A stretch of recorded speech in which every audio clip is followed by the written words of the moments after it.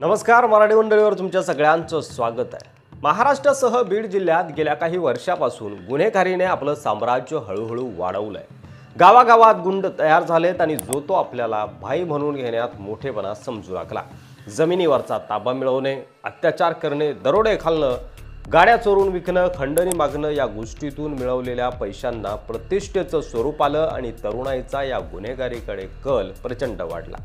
मात्र गुन्हेगारी क्षेत्रातील भले भले लोक नेस्तनाबूत झालेले आपण पाहिलेले आहेतच। मुळशी पॅटर्नचा राहुल आठवत असो, अशाच परिस्थितीत तयार झालेले बीड जिल्ह्यातले हे भाई यांच्याविषयी थोडंसं जाणून घेऊया। बीड जिल्ह्यामध्ये सध्याच्या घडीला पहिलं आणि सर्वात मोठं नाव म्हणजे वाल्मिक अण्णा कराड। गोपीनाथ मुंडे यांच्या घरात घरगडी म्हणून काम करणारा मुलगा पुढे चालून मुंडे घराण्याचा विश्वासू बनतो।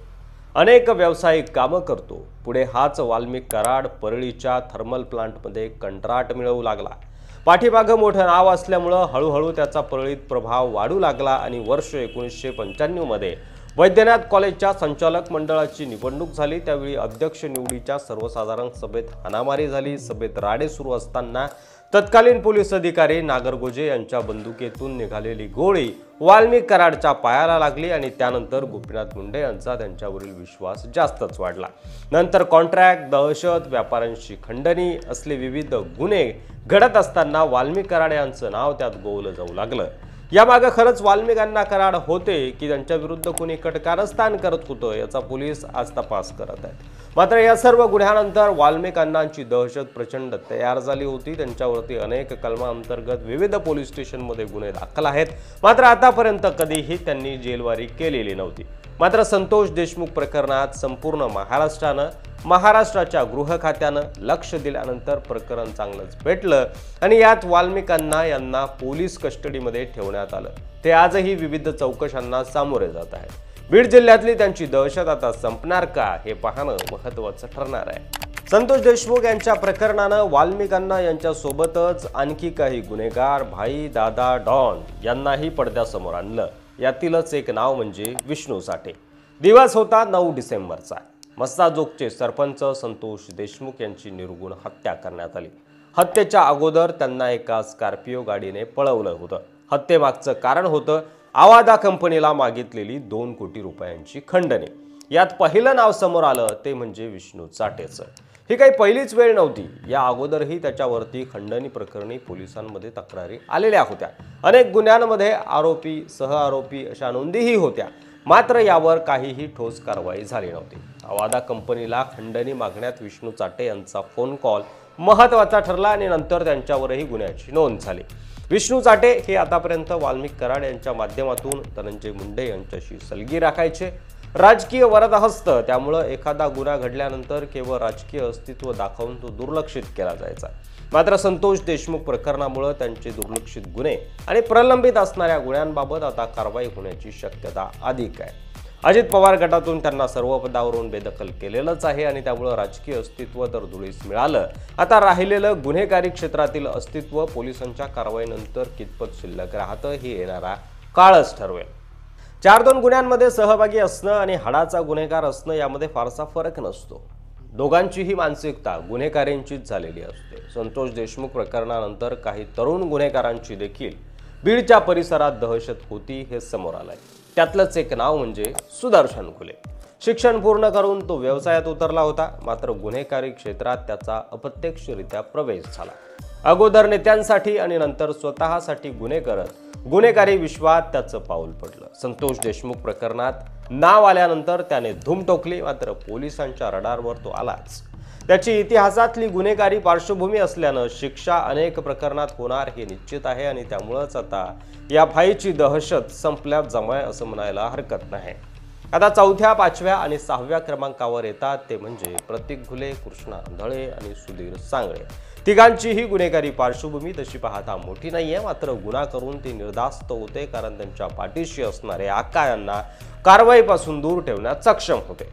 आपण कसलाही गुन्हा केला तरी आपल्यावरती कारवाई होणार नाही या गोष्टी माहिती असल्यामुळे ते बिनधास्त होते। मात्र आता त्यांच्या पाठीशी असणारे देखील पोलिसांच्या रडारवर असल्यामुळे त्यांची दहशत संपूर्णतः संपलेली आहे असं म्हणायला हरकत नाही। ईश्वर कृपेने बीड जिल्ह्यात आता असे गुन्हेगार निर्माण होऊ नये एवढीच व्यापक अपेक्षा स्थानिक व्यक्त करत आहे। त्यानंतर जयराम चाटे, महेश केदार आणि सिद्धार्थ सोनावणे कंपनी खंडणी प्रकरणी विष्णू चाटे याला सीआयडी कोठडीत सुनावण्यात आली। त्यानंतर जयराम चाटे आणि महेश केदार या दोघांना ताब्यात घेतलं गेलं। जयराम चाटेला सीआयडीने कोठडीत घेतला आणि विचारपूस केली तेव्हा त्याने महेश केदार आणि स्वतः नातेवाईक विष्णू चाटे यांच्यासह गुन्हेगारी करत असल्याचं कबूल केलं। कंपन्यांना धमकावून व्यापाऱ्यांशी हुज्जत घालणं आणि यातून पैसे उकळणं यासारखे गुन्हे उघडपणे बीड जिल्ह्यामध्ये सुरू होते। जयराम चाटे याने विष्णू चाटे यांच्या सांगण्यावरून आवादा कंपनीच्या अधिकाऱ्यांना 2 कोटी रुपयांची खंडणी मागून त्यांना धमकी दिल्याचा आरोप आहे। सिद्धार्थ सोनावणे हा देखील याच मित्रांसोबत गुन्हेगारी क्षेत्रांमध्ये आला। गुन्हे घडत असताना त्यांना पाठीशी घालणारी मंडळी सज्ज होती आणि त्यामुळे पोलिसांच्या कारवाईची भीती नव्हती। सोबतच गुन्ह्यातून मिळणाऱ्या पैशाचं प्रमाणही अधिक होतं। यामुळे बळी पडलेली ही तरुणाई आता दहशत संपवून फक्त स्वतःचा जीव वाचवण्यासाठी, चारित्र्य निष्कलंक ठेवण्यासाठी धडपडताना दिसत आहे। यानंतर बीडच्या गुन्हेगारी क्षेत्रातलं सगळ्यात मोठं नाव म्हणजे संतोष देशमुख हत्या प्रकरण पेटल्यानंतर 6 महिन्यापूर्वी झालेलं सरपंच बापू आंधळे यांचं प्रकरणही उघडकीस आलं। वाल्मिक कराड यांचे प्रतिस्पर्धी बबन गित्ते यांचा यामध्ये समावेश होता। यामुळे हे प्रकरण राजकीय अंगाने अधिकच घेण्यात आलं। बीड जिल्ह्यामध्ये अनेक ठिकाणी बबन गित्ते यांनी दहशत निर्माण करून बीड जिल्ह्यातील अनेक महत्त्वाची कामं, कॉन्ट्रॅक्ट स्वतःच्याच माणसांना मिळवून दिली आहेत असा आरोप होतो। 6 महिन्यांपूर्वी बीडच्या परळीत एका सरपंचाची हत्या करण्यात आली होती। या प्रकरणात एक नाव समोर आलं होतं, ते होतं बबन गित्ते यांचं। बापू आंधळे यांनी राष्ट्रवादी शरद पवार गटाचे नेते बबन गित्ते यांच्या पॅनलमधून ग्रामपंचायतीची निवडणूक लढवली आणि निवडणुकीनंतर अजित पवार गटात प्रवेश करत धनंजय मुंडे यांची साथ दिली होती। यामुळे चिडलेल्या बबन गित्तेंनी लोकसभा निवडणुकीनंतर आर्थिक व्यवहाराच्या कारणांमधून बापू आंधळे यांना परळी येथील बॅक कॉलनीतील परिसरात घरी बोलवून घेतलं होतं। त्यावेळी दोघांमध्ये प्रचंड वाद झाला। हा वाद टोकाला गेला आणि गोळी झाडली गेली, तर सोबत असलेल्या राजाभाऊ नेरकर यांच्यावर कोयत्याने वार केले गेले।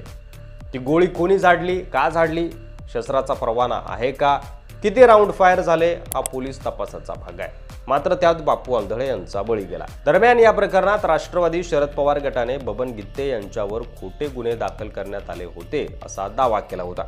या प्रकरणाची सुनावणी सुरू आहे। या प्रकरणात बबन गित्ते यांचं नाव समोर आलंय।